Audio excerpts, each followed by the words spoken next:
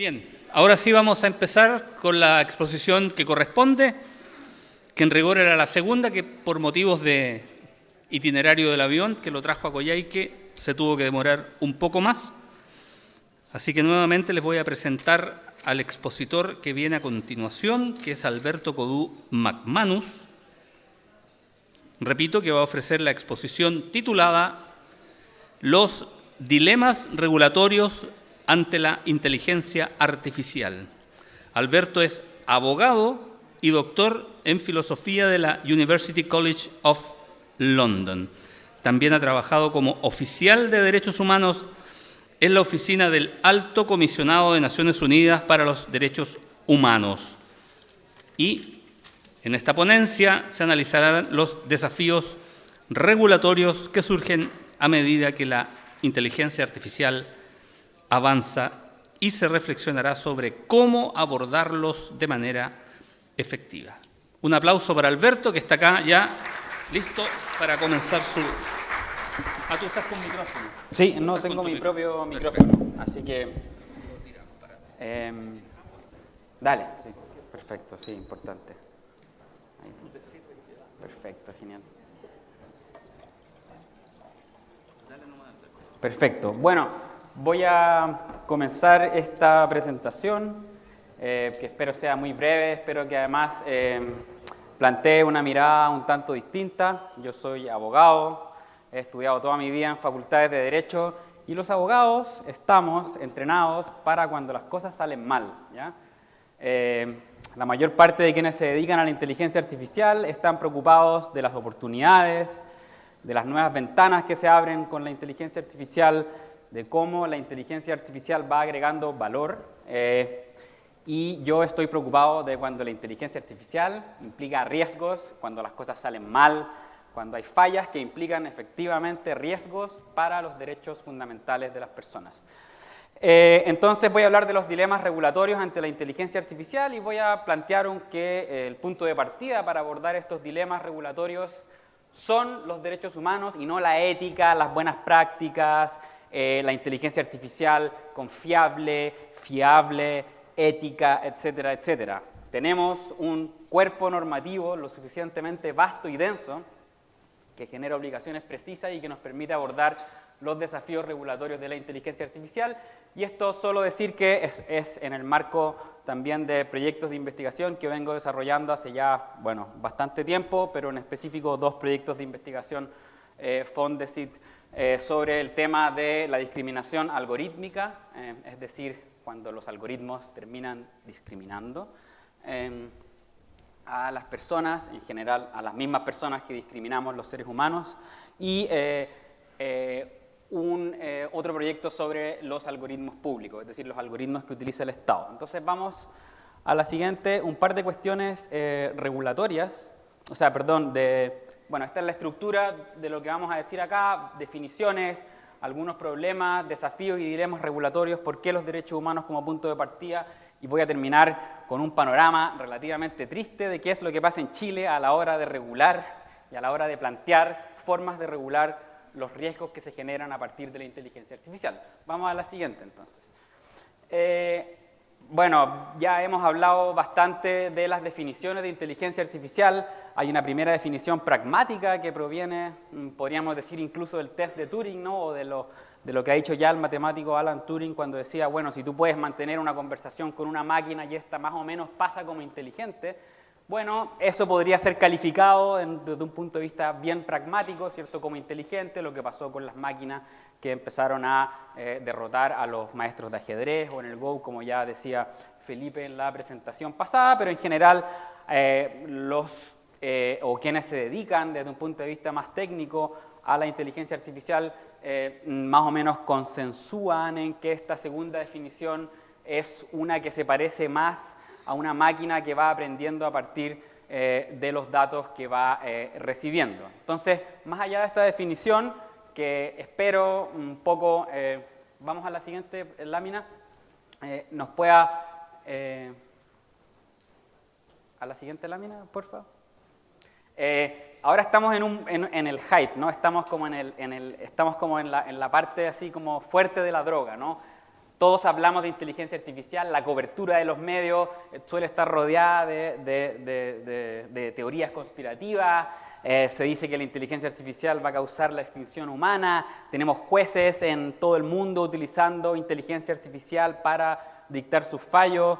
En esos fallos, lamentablemente, muchas veces el uso de la inteligencia artificial, como en el caso colombiano, se redujo a utilizar ChatGPT como una calculadora para liquidar una sociedad conyugal, es decir, algo que podría haber hecho cualquier calculadora o cualquier planilla Excel. Lo mismo un abogado en Nueva York que citó usando ChatGPT precedentes que estaban totalmente o que fueron producto de la alucinación, y después el pobre abogado terminó con una acusación penal en su contra. Entonces vamos un poco, la primera cuestión que yo quiero plantear acá, a la siguiente lámina por favor, es, bueno, ¿qué pasa cuando estamos en el hype? Estamos acostumbrados a darle cobertura mediática a este tipo de cuestiones, ¿no? Que la inteligencia artificial va a generar un desempleo masivo, que se van a acabar los trabajos, o como dijo un informe de la consultora McKinsey, que la inteligencia artificial va a traer un crecimiento exponencial de la productividad en los siguientes años, cuestión que no ha sido la realidad. Y esto, por ejemplo, es un estudio acerca de cómo ha ido aumentando la cantidad de ofertas de trabajo de radiólogos, a pesar de que en los últimos 5 años se ha demostrado más o menos que la inteligencia artificial aplicada a la especialidad de radiología ha avanzado a pasos agigantados, incluso superando la capacidad de juicio humano.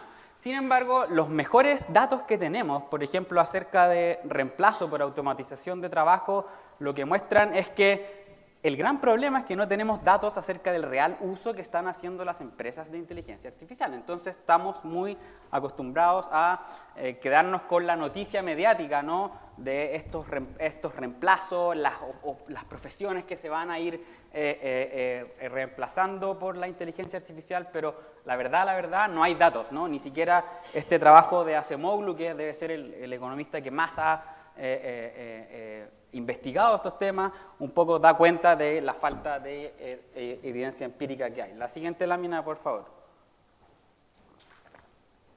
Entonces, antes de empezar a regular, y habiendo hecho estos matices, ¿no? De un poco salir del hype, salir de esa parte como dura, ¿no? de la droga, para poder ver las cosas quizás con más distancia, yo voy a ponerme en la posición de quien tiene que regular, ¿no? En la posición de un legislador, de una autoridad que está encargada de proponer normas que regulen y se hagan cargo de cuando las cosas salen mal. Recuerden, para eso estoy yo acá, no estoy para decir las cosas cuando salen bien, para eso estamos los abogados. De hecho, si Romeo y Julieta hubieran tenido un abogado experto en divorcio, quizás no habría pasado lo que habría pasado, ¿no? La gracia de los abogados es que estamos ahí cuando las cosas salen mal, ¿no? Cuando el matrimonio se acaba, ahí es donde empiezan los abogados, ¿cierto? ¿No? Es difícil ver a un marido diciéndole a su mujer, oiga, mi amor, usted tiene que cumplir con el artículo 102 del Código Civil, ¿no? Eso es porque ya la relación falló. Entonces, eso es importante, antes de regular, para cuando las cosas salen mal, tener en cuenta estas cuestiones muy básicas.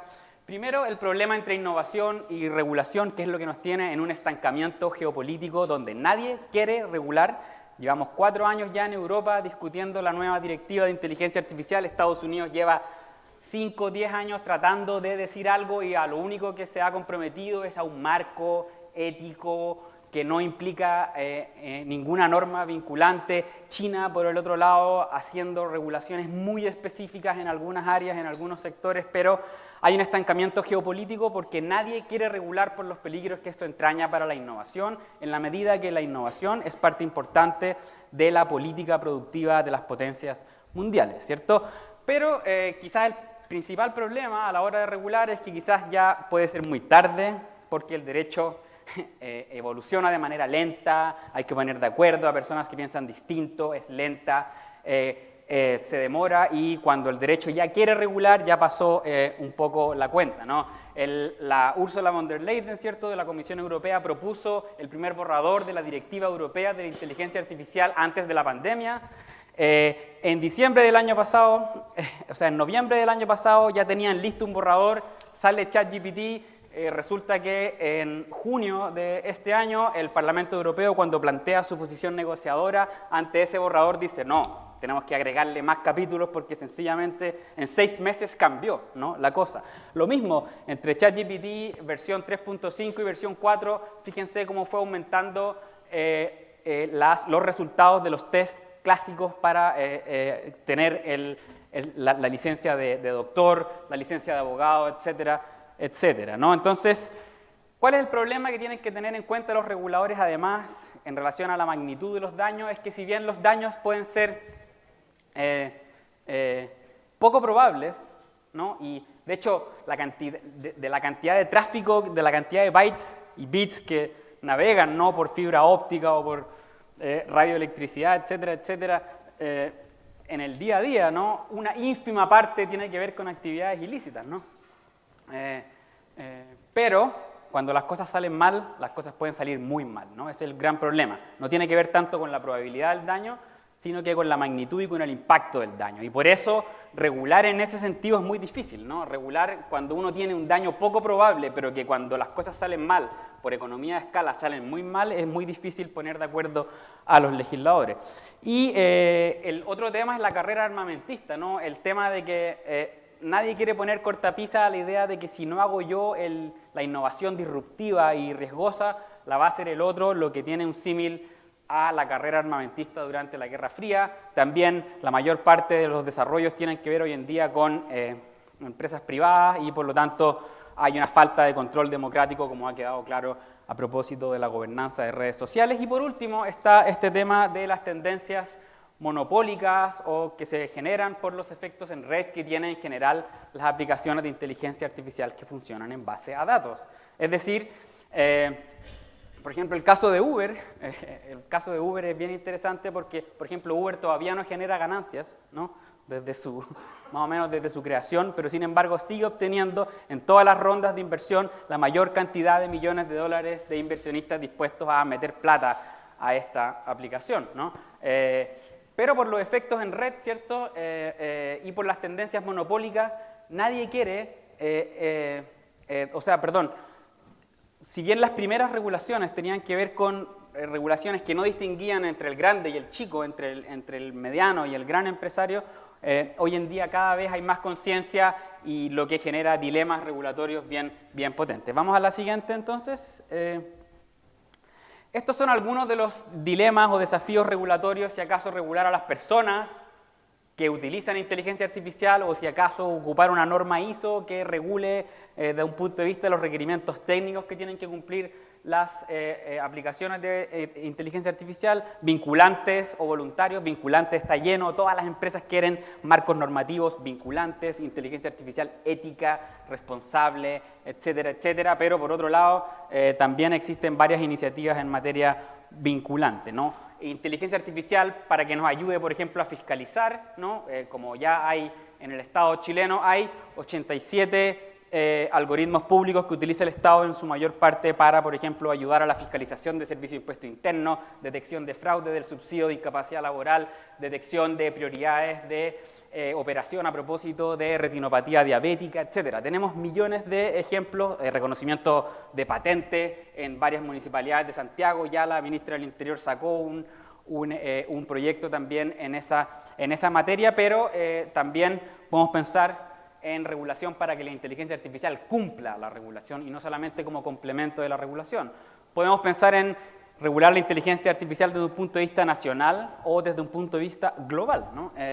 Siendo que la mayor parte de las aplicaciones de inteligencia artificial navegan con sus datos a través de Internet, por lo tanto quizás se requiere una regulación transnacional y no solamente una regulación nacional. Podemos regular a través de principios, como está lleno en el derecho chileno, compórtese usted como el buen padre de familia, como dice el Código Civil, que ha generado años y años de jurisprudencia, o una regulación ultra detallada, no como la que está, por ejemplo, en el servicio, por ejemplo, la técnica legislativa que se ocupa en materia ambiental, donde el nivel de detalle es bien potente. Lo mismo en materia, podemos regular a través de derechos, de cuestiones sustantivas. Yo tengo derecho a la igualdad y no discriminación por parte de sistemas algorítmicos, o yo puedo regular a través principalmente de procesos institucionales, por ejemplo, de gestión del riesgo, y puedo hacer regulaciones generales, como la que está proponiendo, por ejemplo, el diputado José Tomás Lago Marcino en un proyecto de ley que ha sido bien criticado, pero que es una regulación general de la inteligencia artificial en todas sus diferentes aplicaciones, o puedo yo esperar regulaciones sectoriales. Vamos a la siguiente lámina. ¿Por qué entonces yo pienso que los derechos humanos tienen que ser un punto de partida? Porque sencillamente es absurdo, ¿no? Que, por ejemplo, y perdón que lo diga así, esto va a quedar grabado, pero o sea, yo estoy un poco cansado de estos foros sobre la ética de la inteligencia artificial, por ejemplo, que organiza la UNESCO y que Chile va a presidir una cumbre ministerial en octubre. Va a ser el evento probablemente más importante en América Latina sobre ponerse de acuerdo acerca de un marco normativo, y resulta que le ponemos ética. Cuando le ponemos ética a un marco normativo, lo que estamos diciendo es que mi ética termina allí donde empieza la tuya. Resulta que la ética tiene, Google saca su propio marco ético, IBM saca su propio marco ético y AT&T saca su propio marco ético. Entonces, si tenemos los derechos humanos que generan obligaciones, tienen un contenido preciso, yo enseño el curso de Derechos Fundamentales y Derechos Humanos. Llevamos años en las facultades de Derecho derivando deberes muy precisos para personas o sujetos destinatarios de estos deberes durante años y años. ¿Por qué seguimos hablando de ética, de moral, de inteligencia artificial fiable, etcétera, etcétera? Los derechos humanos, creo yo, no previenen la innovación. Se ha demostrado bastante que las empresas por ejemplo, adherir a los principios de derechos humanos no terminan siendo menos productivas, ni mucho menos.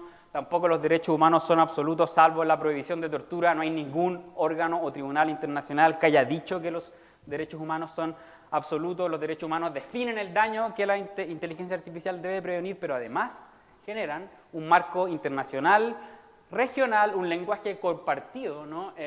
Que nos permite hacernos cargo de las diferentes realidades, pero por sobre todo nos permite avanzar y generar un punto de partida en un marco de estancamiento geopolítico. Nadie hoy en día se atreve a regular por el miedo a prevenir la innovación. Vamos a la siguiente lámina, por favor. ¿Por qué los derechos humanos como punto de partida? Primero, porque hay principios y derechos en catálogos reconocidos en constituciones y en tratados internacionales que son perfectamente adaptables, ¿no? Ayer hablaba con el director nacional del CERNAC, por ejemplo, que me decía, ¿para qué generar una modificación a la ley del consumidor para adaptarse a la realidad de consumidores en entornos digitales si el derecho a la información veraz y oportuna contenido en la ley del consumidor perfectamente nos puede adaptarse, ¿no?, a la realidad de cuando yo estoy interviniendo, por ejemplo, con chatbots de las tiendas que tanta desesperación nos generan a todos cuando estamos tratando de comprar, por ejemplo, un pasaje en algunas de estas plataformas en línea, ¿no? Lo mismo con el principio de igualdad y no discriminación. ¿Para qué generar una nueva normativa sobre discriminación algorítmica cuando ya está lo suficientemente detallada para, por ejemplo, hacerse cargo de todos aquellos casos en que la discriminación no deriva tanto de la intención de la persona que está discriminando, sino del resultado, del impacto desproporcionado que genera, por ejemplo, un algoritmo de reclutamiento y selección automatizada que termina penalizando a las mujeres, como siempre lo han terminado haciendo, ¿no?, con personas de carne y hueso. Tenemos además procesos, los Ruggie Principles. ¿Qué son esos? Son el instrumento internacional sobre empresas y derechos humanos. Lleva más de 10 años de vigencia. Hoy en día muchas de las empresas grandes ya declaran adherir a estos principios Ruggie, que tienen procesos que se han hoy en día convertido en realidad. Por ejemplo, evaluaciones de impacto, leyes de debida diligencia, como en Alemania, como en Colombia, como en Perú, como se está estudiando en Chile, que lo que hacen es obligar a las empresas a identificar de antemano los riesgos y minimizar los riesgos para derechos humanos. Hay prohibiciones incluso, por ejemplo, en Estados Unidos, reglas que prohíben el uso de herramientas de inteligencia artificial en ciertas áreas, como por ejemplo la detección de emociones a partir de técnicas de videoanálisis con inteligencia artificial. Lo mismo con transparencia algorítmica, ¿no? Está lleno de regulaciones hoy en día a nivel mundial sobre qué es lo que hay que transparentar cuando el Estado utiliza, por ejemplo, algoritmos públicos, y regulaciones en materia de compras públicas, porque el 99% de los algoritmos que utiliza el Estado son desarrollados a partir de la empresa privada y no de departamentos de ciencia de datos del propio Estado. Además tenemos remedios administrativos judiciales, tenemos remedios administrativos en todo el mundo, incluyendo en Chile, pero ahí cito la ley de Reino Unido del año 2010, los Public Sector Equality Duties. ¿Qué es lo que dicen? Que cuando los municipios, por ejemplo, servicios públicos van a echar a andar un algoritmo para, por ejemplo, la definición de quién obtiene un subsidio a la vivienda, usted tiene que hacer una evaluación de quiénes van a ser ex ante los grupos que quizás se van a ver en su mayor medida impactados por este algoritmo, ¿no? Lo mismo, tenemos acciones de clase, es decir, por ejemplo, acciones que permiten que un número indeterminado y difuso de consumidores que quizás se vieron involucrados o afectados por un algoritmo público puedan terminar siendo parte de un juicio y eventualmente, por ejemplo, de un juicio colectivo como los que hoy en día lleva el CERNAC, que permite, por ejemplo, obtener ciertas compensaciones, además de otras autoridades de protección de datos, organismos nacionales de derechos humanos que hoy en día se están haciendo cargo de los impactos que tienen los sistemas de inteligencia artificial. La siguiente lámina, por favor. Entonces, tenemos hoy en día dos propuestas regulatorias bien básicas, ¿no? Aquí pongo la de Estados Unidos, es lo último que hizo Biden a propósito de este tema, y la propuesta de regulación de la Unión Europea, que eventualmente se va a convertir en el estándar global en la materia. ¿Qué es lo que hizo Estados Unidos? Estados Unidos, como están las principales empresas, es decir, 4 de las 5 empresas con mayor valor bursátil hoy en día son empresas de economía digital que son empresas estadounidenses. Por lo tanto, Estados Unidos tiene mucho miedo de generar una regulación vinculante en este tema. De ahí que Estados Unidos lo que opta es por una suerte de guía, ¿no? De orientación hacia el futuro. Entonces un marco normativo no vinculante, descentralizado, porque no pretende regular de manera general todas las aplicaciones de inteligencia artificial, sino que espera que sus propias agencias federales vayan tomando la iniciativa al respecto, ¿no? Lo mismo, una inteligencia artificial quizás basada en principios, basada en cuestiones de carácter nacional, pero sobre todo una cuestión basada en sustancia y no tanto en procesos, ¿no? Dejando que sean las propias agencias las que vayan, ¿no? En concordancia con la industria haciendo avances. ¿Qué es lo que pasa en Europa, en cambio, y donde probablemente esto se va a convertir en una regla en el mundo entero? Hoy en día, si ustedes ven el proyecto de ley de protección de datos chileno, es una suerte de copia, una suerte de... lo mismo con el proyecto brasilero, lo mismo con la actualización del proyecto argentino, todos son copias del proyecto europeo, ¿no? O una suerte de seguimiento, ¿no? Del estándar europeo. Esto mismo va a pasar en materia de inteligencia artificial. El día que los europeos se pongan de acuerdo, en los 6 meses siguientes vamos a estar adoptando más o menos las mismas reglas por el hecho de que la regulación europea en general tiene reglas sobre competencia o sobre jurisdicción que lo que hacen es expandir no solamente a los usuarios que están dentro de la Unión Europea, sino que cualquier empresa que tiene capitales europeos tiene que cumplir con el Reglamento General de Protección de Datos y eventualmente con la nueva directiva en materia de inteligencia artificial. Es una regulación basada en los riesgos, pero quizás lo más interesante es que contiene prohibiciones, o sea, como que son decisiones políticas. Esto no, técnicas subliminales para manipular la elección de las personas, no. Proyectos de recopilación biométrica remota en tiempo real, es decir, sistemas de reconocimiento facial que permitan detectar, por ejemplo, patrones criminógenos en tiempo real, no. Sistemas que, por ejemplo, permitan la inferencia de emociones o la clasificación de estatus social a partir de la personalidad de las personas, como pasa en Black Mirror o como está pasando en China actualmente, tampoco. Entonces tiene líneas políticas bien potentes, vinculantes. Esto no se va a permitir en Europa ni en todos los países en donde operen empresas que tienen capitales europeos. Punto. Se acabó, ¿no? Eso es bien potente, son decisiones políticas que aquí no, ¿cierto? Pero además tiene requerimientos especiales para tecnologías de alto riesgo, en donde estén, por ejemplo, procesos automatizados que permitan la selección, la asignación de tareas, el reclutamiento de personal, algoritmos de selección de plazas en centros educativos, etcétera, etcétera, pero además tiene, es decir, una serie de procesos administrativos al respecto. Vamos a la siguiente lámina, por favor. Vamos a la siguiente nomás porque... ¿Qué es lo que pasa en Chile? Y aquí voy a ir cerrando, ¿no? En Chile tenemos varias cuestiones, ¿no? Como es bien raro, ¿no? Tenemos una ley, fuimos pioneros en la protección de la vida privada a finales de los años 90, no creamos una autoridad administrativa encargada de la protección de esos datos, dejamos la protección de esos derechos enteramente a lo que hagan las personas, es decir, recursos de protección y habeas data, que son bastante pocos, salvo en algunos casos de derecho al olvido, etcétera, etcétera, pero tenemos lamentablemente un sistema en que el Estado no ha generado una autoridad administrativa que proteja el interés público que está comprometido en la protección de datos personales. Tenemos una modificación constitucional al artículo 19, número 4, que algo dice, y tenemos después una serie de leyes que están hablando en sus sectores sin tener un lenguaje coherente y mínimamente consistente. Entonces vamos a ver los problemas que hay en Chile en materia de regulación de la inteligencia artificial y sobre todo en materia de datos personales, sobre todo entendiendo que todos los sistemas de inteligencia artificial funcionan en base a los datos con que se alimentan estas aplicaciones. Vamos a la siguiente lámina, por favor.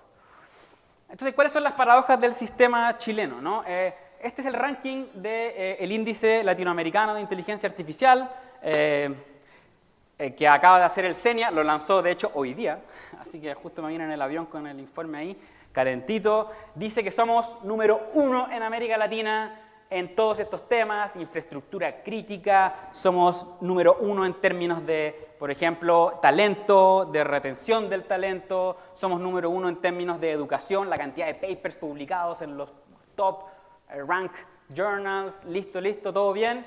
En gobernanza somos top también, dice este informe de manera muy extraña, porque dice 3 cosas. Tenemos una política nacional de inteligencia artificial que todavía no se convierte en realidad. Tenemos neuroderechos que quizás están hechos para una era. ¿Cómo vamos a estar preocupados de los neuroderechos, de cómo se infiere nuestra actividad cerebral a partir de elementos externos cuando ni siquiera tenemos una ley de protección de datos? Somos el único país, perdón, no el único, somos el último país en América Latina en tener una autoridad administrativa de protección de datos. El proyecto de ley de protección de datos está en tercer trámite, todavía no es realidad y todavía no tenemos un lenguaje consistente, una autoridad administrativa como la Dirección del Trabajo, como el Consejo para la Transparencia, etcétera, como el CERNAC, que lo que hacen es que van aunando y van generando consistencia a partir de sus potestades dictaminantes. Los dictámenes de la Dirección del Trabajo, las circulares del Servicio de Impuestos Internos, los instructivos del Consejo para la Transparencia. Eso es lo que hace avanzar el Estado, los marcos normativos en la medida en que van cambiando las realidades. Fuimos pioneros en la protección de la vía privada a finales de los años 90, somos el último país en sumarnos a una ley de protección de datos decente. Tenemos además una fragmentación, por ejemplo, cosas que está haciendo Contraloría, las está haciendo a la par el Consejo para la Transparencia. Por ejemplo, la circular del CERNAC habla de la protección de datos personales con un lenguaje distinto a el instructivo que está preparando el Consejo para la Transparencia. Entonces, ¿cómo el índice de gobernanza que rankea a todos los países en América Latina dice que vamos a ser los top? Y por eso a mí, repito, me trajeron para acá para hablarles de cuando las cosas salen mal, cuando ni siquiera tenemos una ley de protección de datos. ¿Cómo vamos a estar preocupados de los neuroderechos, de tratar de inferir nuestros estados emocionales a través de por ejemplo, técnicas de medición de la actividad cerebral que nos permitirían inferir cuáles son nuestros estados emocionales, si ni siquiera tenemos una ley decente que nos proteja, por ejemplo, en nuestra calidad de consumidores, en nuestra calidad de ciudadanos, no cuáles son los datos con los que se maneja, por ejemplo, el registro social de hogares y que son determinantes a la hora de acceder al IFE, a un subsidio, etcétera, etcétera. Y lo único que tenemos es un trabajo prelegislativo en materia de regulación de inteligencia artificial, por lo tanto, yo no sé por dónde se dice en este índice que somos top en materia de gobernanza. Vamos a la siguiente lámina. Tenemos algoritmos públicos y privados. Nosotros no sabemos hoy en día cuántos algoritmos está utilizando el Estado. Yo soy parte de un comité editorial del repositorio de algoritmos públicos del GovLab de la Universidad Adolfo Ibáñez, y en eso lo que hacemos nosotros es buscar, como quien juega buscaminas, ¿no? ¿Cuáles son los algoritmos que está utilizando el Estado? ¿Con qué nos hemos encontrado? Que muchas reparticiones públicas dicen que usan inteligencia artificial cuando todo es una planilla Excel, ¿no? Entonces, por ejemplo, algoritmo de detección de fraude de los subsidios de incapacidad laboral. Bueno, vamos, 2 meses aplicando sistemas de inteligencia artificial. Oye, falló el equipo, falló la mantención. Oye, mira el Excel, se repiten 3 médicos que están tirando licencias como locos. Ya, listo, chao, se acabó. No hay tanta inteligencia artificial dando vuelta por ahí. Lo peor, muchas veces el Estado dice que usa algoritmos públicos y no hay claridad acerca del financiamiento. ¿Quién lo financia, no? ¿Cómo está financiado? ¿Quién está a cargo, no? ¿Cuáles son los grupos afectados, no?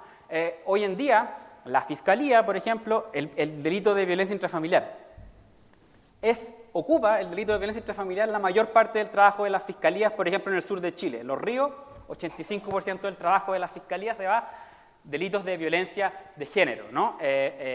O delitos relacionados con violencia intrafamiliar, ¿cierto? Porque además hoy en día se cuentan la violencia intrafamiliar entre hermanos, ¿cierto? Pero en general el 85%, no sé cuánto, pero una mayoría significativa de esos delitos son violencia de pareja, violencia de género, ¿no? ¿Y qué es lo que está pasando? Que hoy la Fiscalía decidió que el grupo eventualmente afectado eran solamente las víctimas, respecto de las cuales se estima el riesgo a partir de datos, ¿no?, que tiene la propia Fiscalía, de que vayan a ser víctimas de una nueva agresión, ¿no? Y resulta que, bueno, ¿por qué no son afectados los eventuales agresores, ¿no? La Fiscalía puede disponer medidas, por ejemplo, de seguimiento de chaperones ocultos para, por ejemplo, los potenciales agresores que los van siguiendo a su trabajo, ¿no? Ese es el nivel de intromisión en la vida privada. Si eso viene determinado por un proceso automatizado, ¿cómo no hay una mayor claridad acerca, por parte de las propias instituciones públicas, de cuáles son los grupos afectados, y no solamente los grupos beneficiarios de estos sistemas de inteligencia artificial? Hay falta de competitividad entre diversos oferentes, que ya es una locura. Ahora está de moda la asignación, los tratos directos, pero aquí también pasa, ¿no? Lo que hemos revisado nosotros en mercado público es que hay muy poca claridad acerca de los diferentes ofrecentes, hay una falta de datos impresionante. Ninguno de estos algoritmos que nosotros hemos estudiado, por ejemplo, tiene los datos, por ejemplo, de las personas que solicitan, por ejemplo, un beneficio y que al quedar excluidas por este procedimiento automatizado, por ejemplo, podrían eventualmente ser, por ejemplo, discriminadas, ¿no? Lo que pasa en el mundo entero es que todos los algoritmos que determinan el acceso a un derecho tienen que, por obligación, dejar registro de cuáles son los grupos seleccionados, cuáles son los grupos excluidos, para, por ejemplo, después hacer comparaciones, después hacer regresiones, después hacer una comparación entre el impacto desproporcionado que este algoritmo tiene, por ejemplo, en los hombres versus las mujeres, ¿no?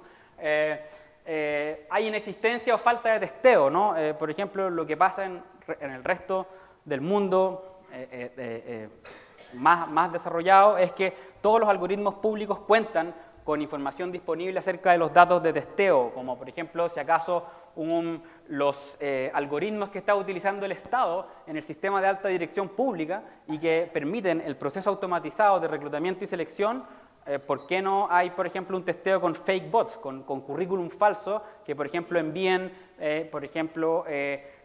antecedentes con nombres de mujeres o asociados con personas que estudiaron en regiones y no en Santiago, en otros colegios, etcétera, etcétera? Eso es lo que se hace en el mundo entero, y además hay falta de claridad de las tasas de selección y exclusión. ¿Qué pasa con los algoritmos privados? Estoy dando solamente el ejemplo de las empresas incluidas en el IPSA, ¿no? el indicador bursátil, el máximo indicador de la bolsa chilena. Las 29 empresas incluidas en el IPSA están utilizando hoy en día algoritmos de reclutamiento y selección de personal. Ninguna de las empresas que utiliza estos algoritmos ha declarado que usa estos algoritmos en sus memorias anuales, donde por obligación, donde por regla de la Comisión de Mercado Financiero deben decir cuáles son los riesgos para los derechos humanos que derivan, por ejemplo, de la implementación tecnológica de sus diferentes dispositivos, ¿no? Entonces me parece impresionante cuando nos hemos dado el trabajo de revisar todas las memorias anuales, todas las matrices de riesgo de todas las empresas del IPSA. Todas hablan de derechos humanos en términos de trabajo infantil, trabajo forzoso, etcétera, etcétera. Todas dicen que cumplen con los derechos humanos, pero repito, a mí me trajeron acá para decir cuando las cosas salen mal, y ninguna de las empresas, por ejemplo, considera que hay riesgos para la discriminación de las mujeres por el uso de estos procesos automatizados de reclutamiento y selección, que se ha demostrado en millones de estudios que pueden ser tanto o más discriminadores que los seres humanos, ¿no? Vamos a la siguiente. ¿Cuánto tiempo me queda? ¿Sí? He ido muy rápido en todo caso, pero...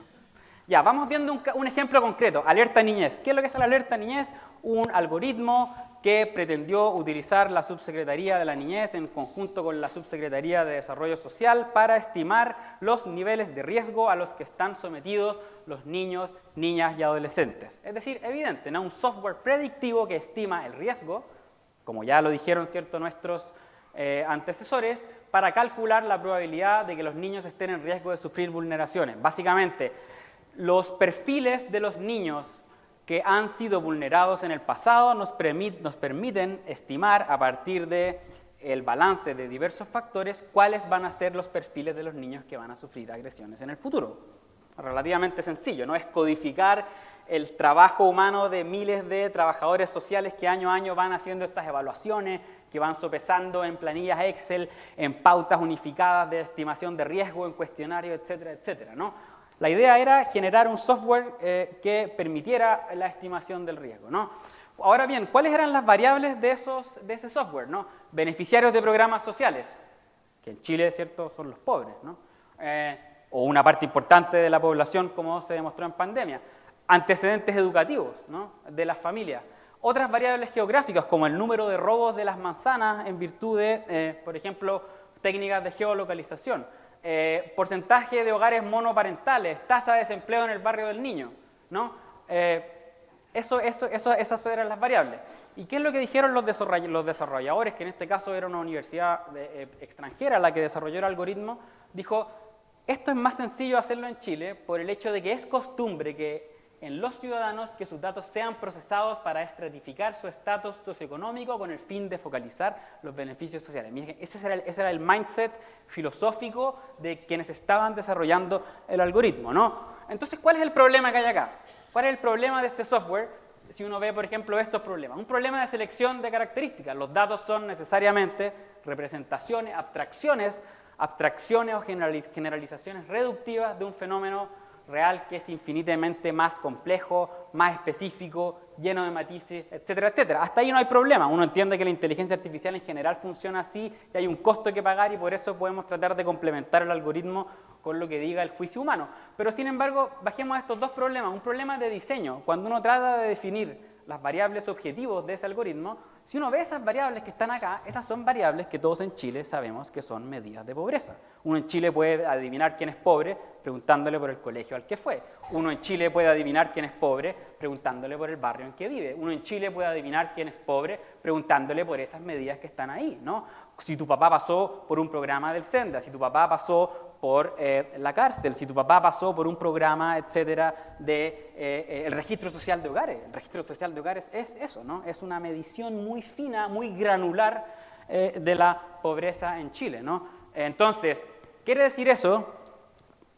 Bueno, y además solo considera un subconjunto de la población de niños. Quizás el algoritmo es muy bueno estimando los riesgos a los que están sometidos, los riesgos de violencia a los que están sometidos los niños pobres, pero no es muy preciso al estimar los riesgos de violencia de los niños ricos, en donde también hay violencia, ¿no?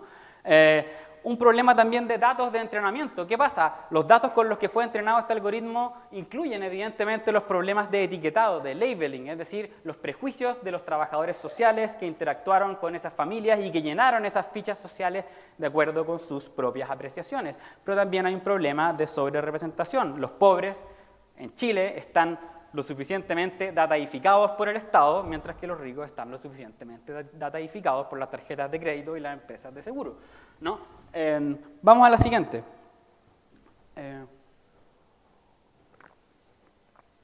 Chile ya tenemos dos casos muy interesantes de regulación de algoritmos y yo creo que esta es la vía hacia el futuro, ¿no?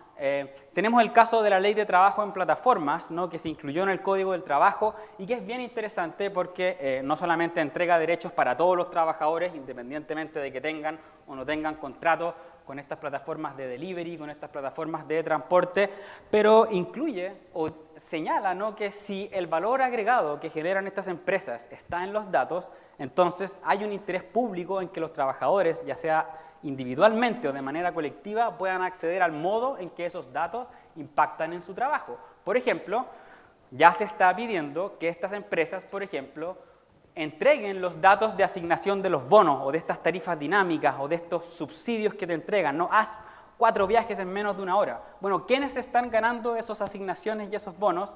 Que, por ejemplo, implican un incentivo al riesgo, ¿no? Haz 4 viajes en 1 hora y ganas 100.000 pesos. Bueno, ¿quiénes se los ganan? En un 98% hombres, ¿no? Si esos ingresos constituyen parte importante de los ingresos de los conductores de plataformas de transporte, entonces hay un problema porque esas plataformas de transporte no están ayudando a la brecha de género, a la brecha salarial de género, ¿no? Las mujeres perfectamente son mucho más, o sea, generan mucha más seguridad para los pasajeros. Hay otro tipo de cuestiones. Entonces, si nosotros empezamos a medir los bonos por rapidez en la entrega, eficiencia en la cantidad de viajes que se pueden hacer en 1 hora, y eso constituye parte importante de los ingresos de esos trabajadores, entonces hay un interés en que se pueda acceder al modo en que esa gestión algorítmica del trabajo está generando impacto desproporcionado en diversos grupos, ¿no? Entonces, la ley que está hoy en día incorporada en el Código del Trabajo, o estas modificaciones, implican en el fondo también la posibilidad de acceder al modo en que el algoritmo está programado, al modo en que el algoritmo está entrenado, al modo en que el algoritmo está impactando de manera diferenciada en, por ejemplo, diferentes grupos, ¿no? Además, hay un derecho a la portabilidad, por ejemplo, que implica que los trabajadores se pueden mover entre aplicación y aplicación, por ejemplo, buscando mejores estándares laborales, lo que permite, por ejemplo, generar una competencia virtuosa en este sentido. Otro ejemplo de regulación, vamos a la siguiente lámina. Vamos a la siguiente lámina. La ley FinTech, ¿no? Que recién se metió en el último trámite constitucional, se metió una regulación específica de los algoritmos. Hoy en día ustedes entenderán que la industria financiera funciona absolutamente automatizada, o no absolutamente, pero en parte importante automatizada, el otorgamiento o la evaluación de créditos hipotecarios, ¿no?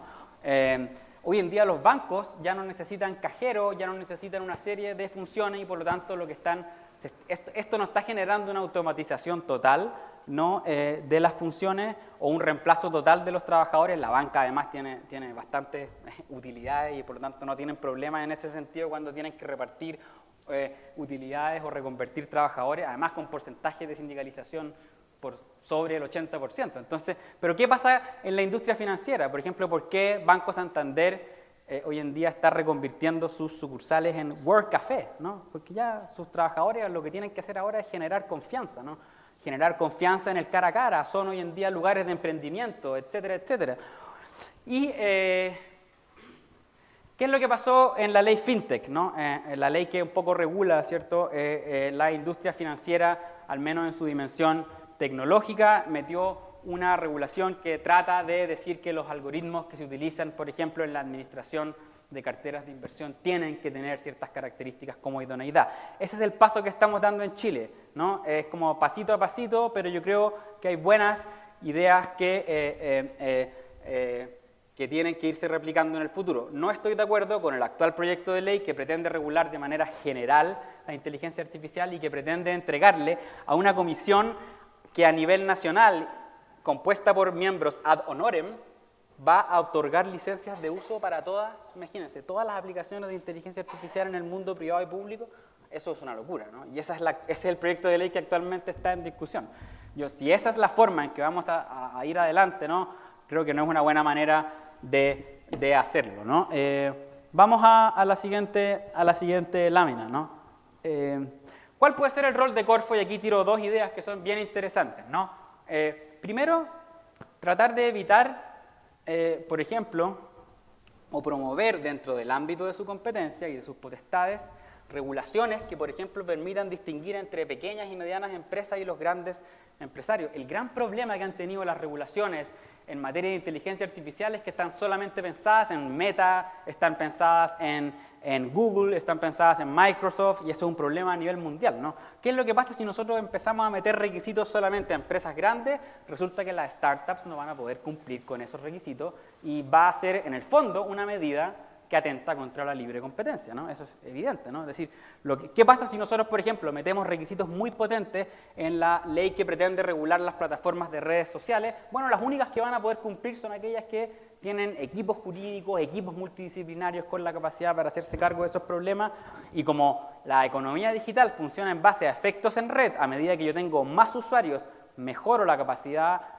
o la precisión de mis algoritmos, ¿cierto? Así funciona Uber, por ejemplo, en la medida que hay más conductores, hay más pasajeros, se disminuyen los precios, más se utilizan los activos fijos de los conductores que son los autos, y por lo tanto así funciona, ¿no? Una relación que a medida que aumentan la cantidad de usuarios, la plataforma mejora su capacidad de selección. Bueno, ¿cuál es el problema de estos efectos en red y con estas tendencias monopólicas que tiene la economía digital? Que si hacemos regulaciones que no empiezan a distinguir en el tamaño de las grandes empresas, vamos a terminar impactando de manera muy, muy compleja en las startups, ¿no? La regulación de la Unión Europea poco a poco ha ido incorporando estas ideas, de modo que no todas las regulaciones que implican, por ejemplo, procesos, papeleo, evaluaciones de impacto ex ante, auditorías algorítmicas, cosas que solamente pueden hacer las grandes, terminan impactando en la posibilidad de generar más aplicaciones, más inteligencia artificial al servicio de las personas, ¿no? Otro,